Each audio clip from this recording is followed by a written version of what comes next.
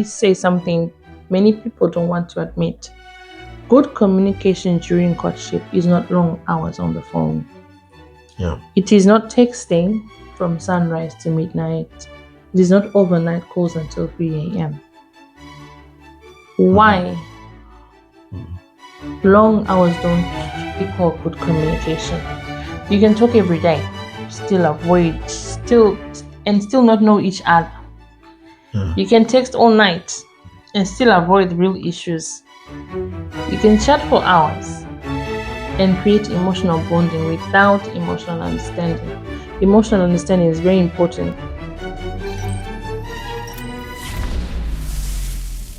Hi guys, welcome back to Devoted and Undistracted. Today I'm taking the role of the host. She's here. My name is Pardon, and if this is your first time here, welcome home. And if you've been following faithfully, I'm glad you came back. Today we are diving into episode 7, Communication Before Marriage. This episode is for the single woman, the dating couple, and the engaged couple. And honestly, even the person who is not sure yet but wants to do things right, just in preparation. But before we jump in, we just a quick recap of episode 6. In episode 6, we're talking of what communication is really, that it is not just talking, but it is understanding what's being said and also making sure what you're saying is being understood. We looked at how upbringing, culture, emotions, and personality shape the way we communicate, even with general people and with our spouses as well. We also explored on why communication fails. Those are like your assumptions, pride, fear of being vulnerable, Poor listening. And on listening, we talked about listening versus hearing, and emotional overload. Yes. And we ended up by defining what a healthy communication is. That was clarity, grace, patience, and emotional safety. So today we are building on that foundation for singles. On that note, let me introduce I'm the co-host, she's the host. Let me introduce the host to you.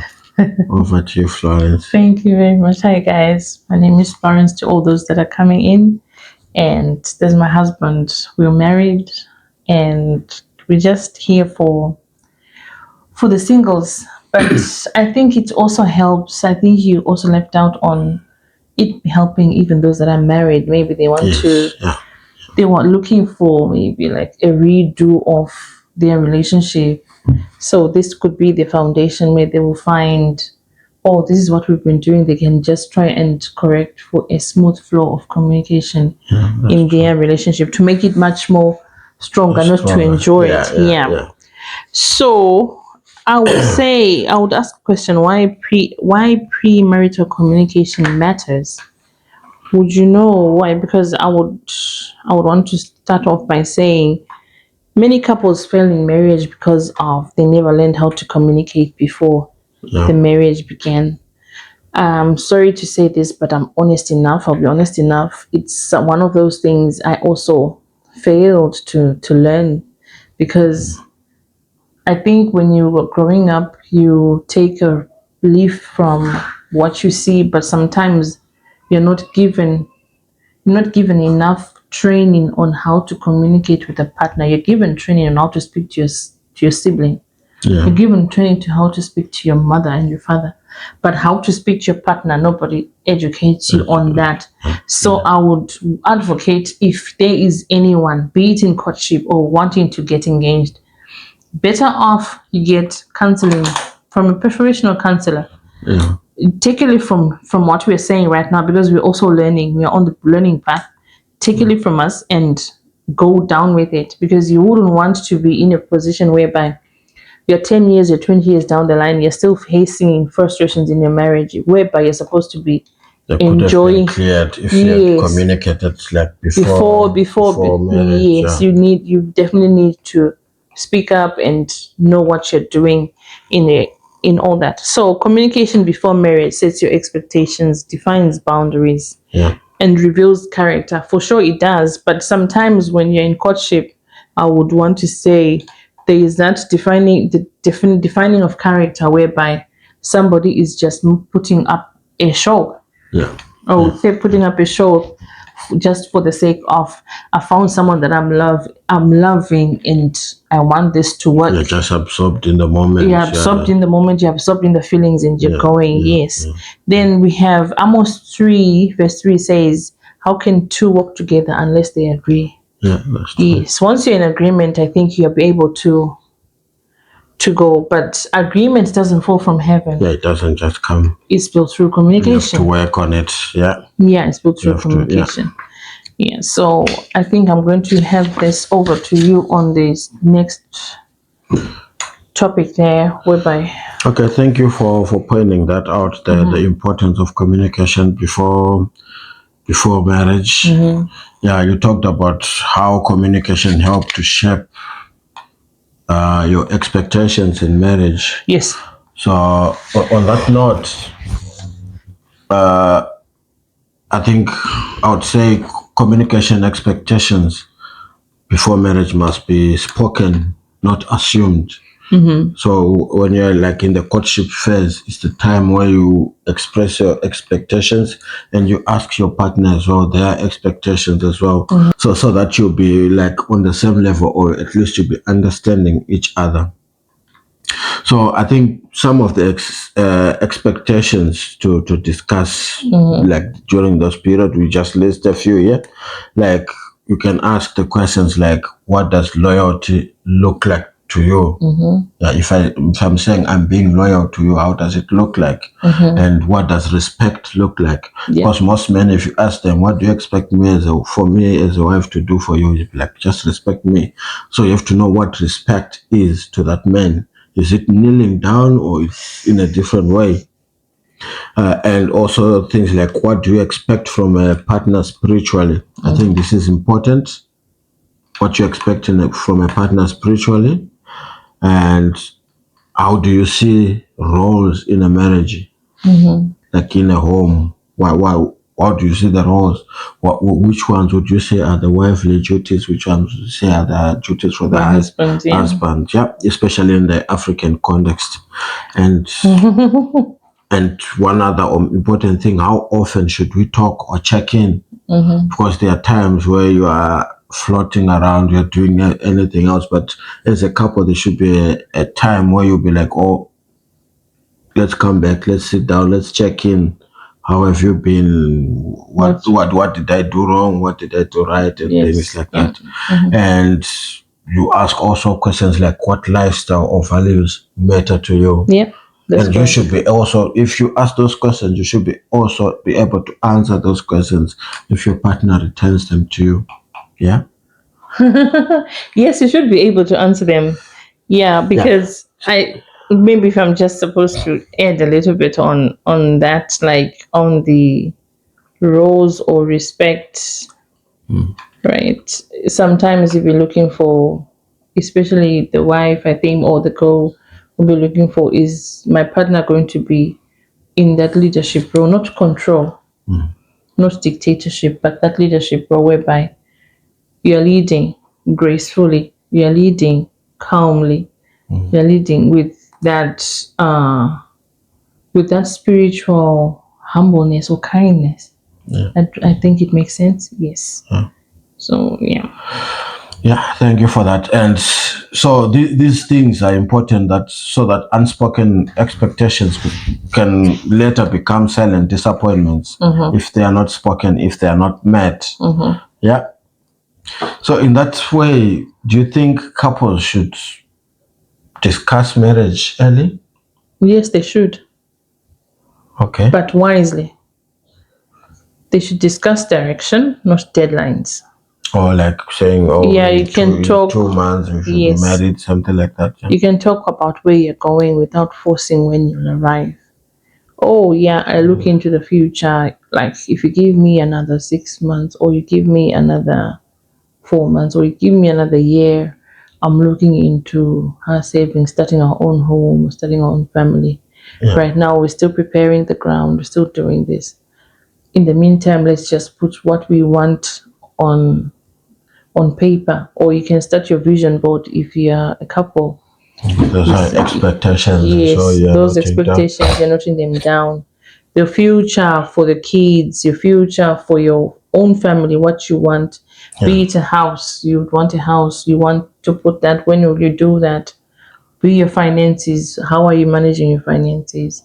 Then if anything happens with your families, who's going to take what role to do that? Who's going to take this role Yeah, to do that? yeah. And how are you going to make sure you put boundaries on the families on interfering on the two of you's decisions and choices?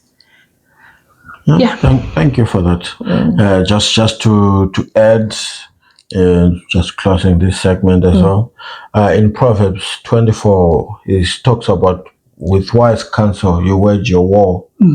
So I think before marriage, communication is your war strategy. Yeah, it's your preparation, it's your planning, it's your clarity. So if you have that strategy before marriage, whatever wars you are going to face in marriage, you are prepared because you have the planning already, you have your own strategy already set out. Yes. We say something many people don't want to admit. Good communication during courtship is not long hours on the phone. Yeah, It is not texting from sunrise to midnight. It is not overnight calls until 3 a.m. Why? Long hours don't equal good communication. You can talk every day, still not know each other. You can text all night and still avoid real issues. You can chat for hours and create emotional bonding without emotional understanding. Emotional understanding is very important because you cannot be entertained. You can be entertained but not built. yeah, that's true. Yes. Infatuation talks endlessly. Maturity talks meaningfully. You need to put meaningful words to whatever you're saying. That's true. Because I understand in the Bible they say the tongue has got the power to life and death. Yeah, Yes, so you would want to put life in everything that you're planning, not to just put words maybe that will end up bringing unnecessary commotion and chaos in your life. I think that's a good point because I think that's the mistake most people face. You'll be like, oh, we talk. I now know him. I now know her. We are always on the phone, always chatting, but it's not something. We are not talking about the real issues. Yes. That build up a home, that build up a good marriage. You're just chatting about You just whatever. chatting about. It's not going to It's build not your going to home build your home. tomorrow. Yeah. It's like what I would think they was told. It's about like cliche. Yeah, just in that cliche That's space true. whereby there's nothing. You're talking about something that doesn't even make the two of you. Yes. Yes, Yeah. that doesn't even bring that emotional connection, that bond that you want. Emotional understanding that you spoke about. Yes. Yeah. So healthy premarital communication equals to depth, not duration. Yeah. What are we actually talking about? That's true. Yeah. Are we discussing values or just entertaining each other? Are we learning each other's character or just creating attachment? Are we building understanding or just filling time? Yeah. That's You real can deep, talk yeah. for 5 hours and learn nothing. But a 20-minute deep conversation can prepare you for marriage, or it can restore your broken marriage. Yeah, that's true. If you're in marriage, yeah. Yes. Yeah, that's true. Then Proverbs 4 verse 7, in all you're getting, get understanding. That's true. Yes. Yeah. You talking about the future without pressure. You can talk about the future without sounding desperate. What future is this? Talking about marriage? I think that's talking about marriage. Yeah. Yeah. Like I need to tell you, I'm going to without sounding desperate. Without desperate. Yeah, this is the kind of future I'm praying for. That's the healthy way. Or then you'll be shaping up Your. I'm looking forward to having 7 kids. No. This is the kind of future I'm praying for. I'm praying for this. I would want this. Or maybe your partner would have done something whereby you are giving a compliment. Yeah. But you don't want to you don't want to sound that desperate that you really, really want that. You feel you falling for that. Yes, but you put it like in a way. You'll be falling anyway. Oh, you'll be gone. Yeah. This is the kind of future I'm praying for. Yeah. So, or maybe, then it comes up like, these are the values I want in my marriage. But it shouldn't be it should be our. That's true. Yes, you don't personalize marriage. You don't put it as my. You put our. Because but maybe in courtship phase, you are still trying to find each other's feet, trying to see each other's values. I think it might be permissible to say. Once you get into courtship with someone, would you say you would want to start another relationship with another one till you get the one that you want? No. Thank you very much. You have to be sure when you go in. Thank you very much for answering me. That's why, because a courtship phase, one thing that I would say is out there, don't do courtship if you're not sure of the person that you want. Yeah. When you see the person that you want, usually it's after prayer. God, guide me to the correct person that's going to be my husband. God, guide me to the correct person that's going to be my wife, right? Once you get that and there's a person that comes in your way, don't doubt. Believe God and trust God that He has given you your answered prayer. Yeah. The reason nowadays whereby somebody gets to date this person and they feel like, oh, I don't want him because he's like this. Oh, I don't want her because she's like this. Oh, okay, fine. Now we'll come back and say, does God give you second chances or He gives you once and goes? Yeah. I know God forgives, yes. But when considering marriage is something whereby you've never seen. Who can I take in the Bible? Like who? Isaac. Yes, Isaac got married once. Eliezer didn't go and get a bride for him twice. He married once. Yes. So that's where you look like, I have this gift that I got, and it's already something that you are bound to. I want to know if we align. If our vision and values are aligning. Yeah. Yes. Yeah. So the unhealthy way, that's the common language these days, is, when are you proposing? Hey, lobola.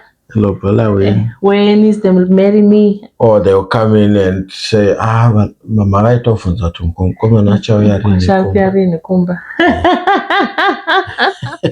Are you going to marry me or not? Yeah. I've waited enough. No. It's been long. It's been too long. Yeah. I think for you to wait, as a young girl, it gives you dignity. It gives you value.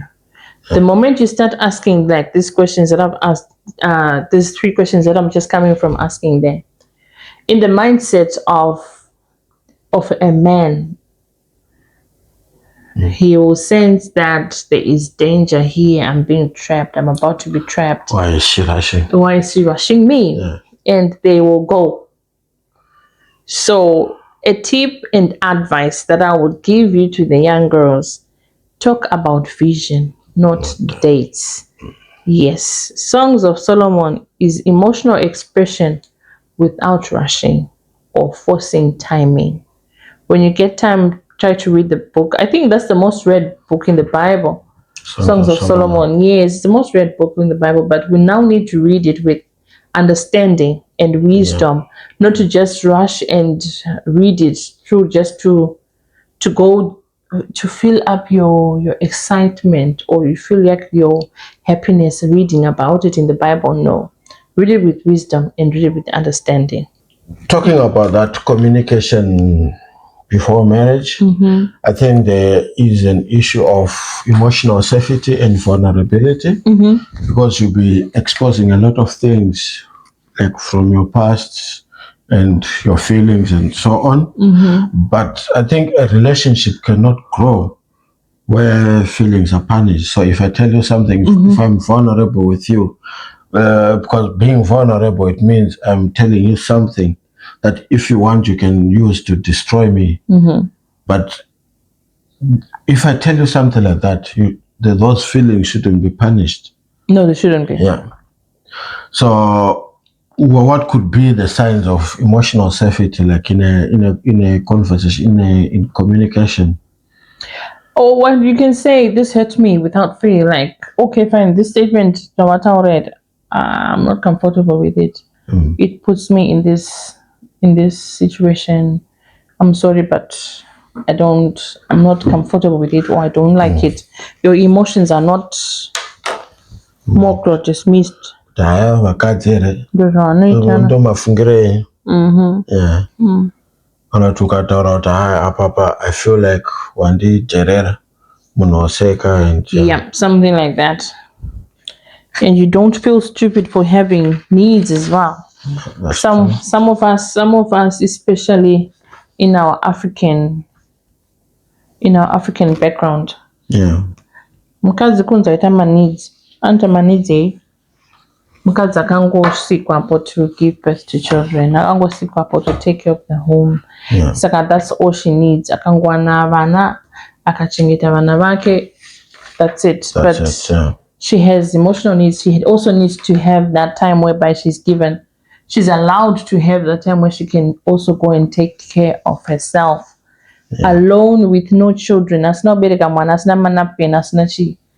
walk out the door, go and have some time, even a coffee, even something without the children. I think that way you'll be able to replenish yourselves. If you're in courtship right now, I think you can. It's difficult for you to practice this. Why? You can't give your girlfriend time to breathe because you're not staying together. But put it down. Once you want to get married, 5, 3, 4 years down the line, you would see that she needs it, because there's more of a tendency whereby if these African men of ours, I'm sorry, these African men of ours, they tend to then put like a relaxed, they tend to be in a relaxed phase whereby I've got her now from my family. I've put her in my house. She's taking care of everything. Once they see her taking care of everything and without you speaking up, or without him coming to ask you, are you okay, without that check in, they do that. They won't be able to check in because all they think is, once I give her money to go and buy the groceries and everything, I'm providing for her. She is fine. Sometimes you're not okay. So you need to speak up. But the moment you start speaking up, it now brings up the way you are speaking to him that will make him feel Not respected. not respected. So yeah, you need to feel you should be heard and not judged. Yeah. Yes. How do you express concerns without losing the relationship? I think you need to use wisdom, timing, and softness. Yeah. Yes, I care about us. And this is something I think we can work on together. I care about us, but I think if we can work On this. Yeah. Also, that's an example of how the way to express to express concerns. your concerns, and Yeah. yes, and I think that will lead to much more of that openness that we've been talking about in our previous episodes. You've been watching, you've been following us for a long time. That openness, that transparency, it then brings it easy. Communication can flow over very well. I would go now next on transparency versus oversharing. Yes. Honesty is good, overexposure is not. Yes, healthy sharing that builds trust over time. Oversharing, dumping trauma, secrets, or intimate details before commitment is established. Oh, that's oversharing. That's oversharing, and I would say oversharing is dangerous, Yeah. especially on the girl child. Why? Our society judges. And the men matibaleka. Yes, the men who run away. But now that man running away, I would say it's also not fair on him, on me. Why do I say that? I've done that in all honesty. I know I've overshared, right? But I've done it in, like, I'm in that mode where I'm feeling like I'm being honest. I have to be honest. I have to be honest with this person. Yes, I want to put my cards on the table. Yeah. And what does that man do? That man runs away, but he already has the cards, and he's spreading veiled fire. Because we ask, You see, now we chakwase kunyarara akutaurisa something that doesn't even concern. But now, like, what I like, if you're in the third world, or in the third world, you deal with the person nicely. Yeah. It's a crime. That's what I want to say. I think if you're in Africa, we'll try to raise awareness for it to be made a crime to overshare somebody else's private issues without consent. Or things that were spoken in confidentiality. Yes, in confidence. So that way, that data shouldn't be, I would say it's data. That data should not be even set out to know Sungi-saban. Right, what not to share too early? I think I'm going to rush through this one. Not rush through.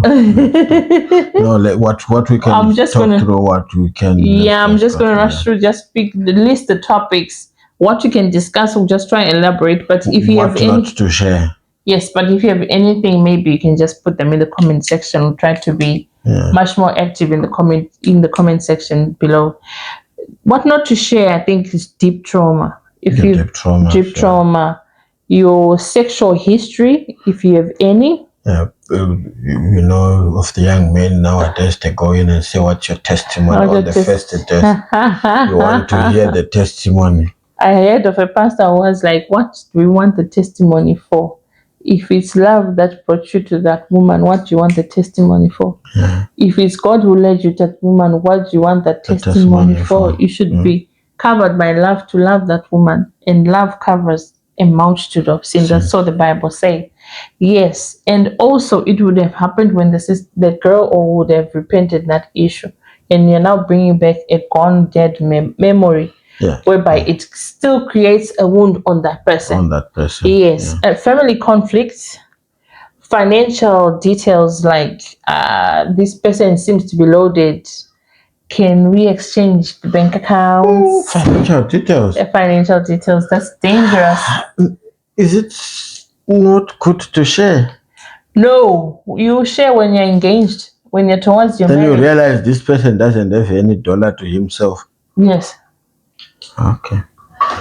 Let's go. Oh, deep insecurities. Yeah. We'll behind the camera, we'll speak about the financial details. Yeah. Oversharing creates emotional bonding without emotional clarity. Yeah. Yes. Okay. Right. Then early warning signs of unhealthy communication. All these are things you should spot out, like. Yes. In the early stages. The red flags. Girls, be sure to watch out for the red flags. Red flag number wave. Hey, girls, be sure to watch out for the red flags, because I understand the men they also see red flags easily on us, other than on them. They dismiss your feelings. They avoid difficult conversations. Yeah. They shut down during conflict. Yeah. They respond with anger or manipulation. Manipulation is the top. Now we call it toxic or narcissist behavior. They mock your emotions. They refuse to talk about the future. Big red flag. They pressure you for intimacy. A big one. They use silence as punishment. Everything becomes an argument. When you see that, or when you try to speak up on something, I would say it's something that you would want to run away from, because that's not a healthy communication. Or if you see it happening often, try to seek for help from a counselor, not So another question that comes is, how do you communicate these red flags, these non-negotiables that you have? How do you communicate with your partner if you Calmly, notice something? calmly, Yeah. clearly, and early. Okay. Yeah. Or and what you said, that you can go to a third person like a counselor. Yeah. Yeah. There's an example that we have here, like honesty. For me, honesty and respect are non-negotiables. If we ever feel we are sleeping in those areas, let's address it early. Yeah. That's true. Yeah. Then premarital communication patterns. Patterns to observe before Before marriage. marriage. Yeah.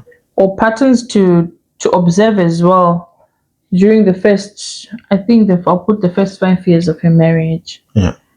How they handle stress, because soon after marriage, I think as well, you are going to face more stressful conditions, because that's when your marriage is going to be tested. In as much as you are in the honeymoon phase, it's going to be tested, but much of the testing will come, I think, when you're way older, when you've got children now. That's when much of it comes Stress in. Yeah. comes in. Yeah. How they handle stress, how they apologize, their tone when frustrated, how they treat your concerns, whether they clarify or assume, whether they shut down or stay engaged, whether they blame or take responsibility, how they speak about others. Marriage magnifies whatever is already there. When I change in a marriage. No more changing in marriage. I think that has been my motto since I got into courtship. Like, many people were like, "Hey, you have not changed." I'm like, "No, I'm still the same person. Marriage Marriage doesn't doesn't change you." change, just Yes, it magnifies just it. magnifies who you are. Yeah. Okay. Now talking about communication, I will speak on what